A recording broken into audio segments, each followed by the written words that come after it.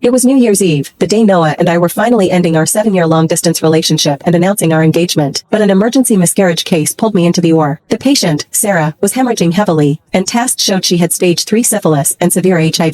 The medical team looked grim. On the table, Sarah begged, "Please save my baby." I shook my head. "You should know how your health affects your child." She avoided my gaze. "But my husband wants a child. He's the CEO of Sterling Holdings. We'll pay anything." My mind went blank. Sterling Holdings' only CEO was Noah Sterling. I frowned. "Are you sure? Reports say he has a fiancé from a prominent family." She stuck out her tongue playfully. "My husband did mention a fiancé around her age, but he said she's boring, wouldn't let him touch her before marriage. Nothing like me, cute and flirty. He heard about my accident and is already on his private jet here." Seeing her messenger photo, one I knew too well, I froze. The next second, Noah texted me, "Darling, year-end work is too busy. I won't make the family gathering. I'll make it up to you next time." After the surgery, the anesthetic hadn't fully worn off, but Sarah was already urgently asking the nurse for her phone. "Baby, I hurt so much having the baby. Why aren't you here with me yet? I know you look down on me because I'm just a mistress. Maybe I should just die with the baby then, so I don't dirty your eyes." As she spoke, she tried to prop herself up from the bed and head towards the third-floor window. On the phone, Noah's urgent voice could be heard. "My sweet, I know you're exhausted from labor. This is when you need me most. I've called the private jet and I'm rushing over now. I've already bought you that Hermes bag you said you liked last time. I'll pick you and the baby up soon and take you to the best postnatal care center." Hearing that all too familiar voice, my thoughts were pulled back to 6 years ago. At that time, Noah had just taken over Sterling Holdings. To prove his capabilities, he aggressively expanded the business, gaining both wealth and reputation, which earned him the resentment of many rival companies. On our 1-year anniversary, a group of men rushed out of a parking garage and surrounded us. To protect Noah, a dagger was plunged into my abdomen, and the garage quickly became a pool of blood. That day, Noah frantically carried me into the hospital, kneeling and begging the doctors to save me, promising to do anything if they could just make me well. I woke up later, but due to the severe abdominal injuries, I had lost the ability to bear children. At that time, Noah, his eyes red and tearing up, held me. "River, I'm sorry. It's all my fault. I will protect you for the rest of my life, never letting you suffer another injury." Seeing the vasectomy consent form he handed me, in that moment, I knew he was the one for me, forever. Now, it all seemed so ridiculous. On the hospital bed, Sarah had already ended the video call, her eyes filled with the satisfaction of a goal achieved. I gave a self-deprecating laugh and asked, "Your child is infected with so many diseases. Will your husband even acknowledge this child?" Sarah's face flushed slightly. She pulled out her phone, scrolling through her and Noah's sickening chat history, finally stopping at an image of a will. "My husband already noted in his will that 50% of his assets will go to my son. He's already prepared a multi-million-dollar mansion for our son before he's even born. Besides, that old hen at home lost her ability to lay eggs long ago. My husband is practically desperate to get rid of her, so how could he not acknowledge his own biological son?"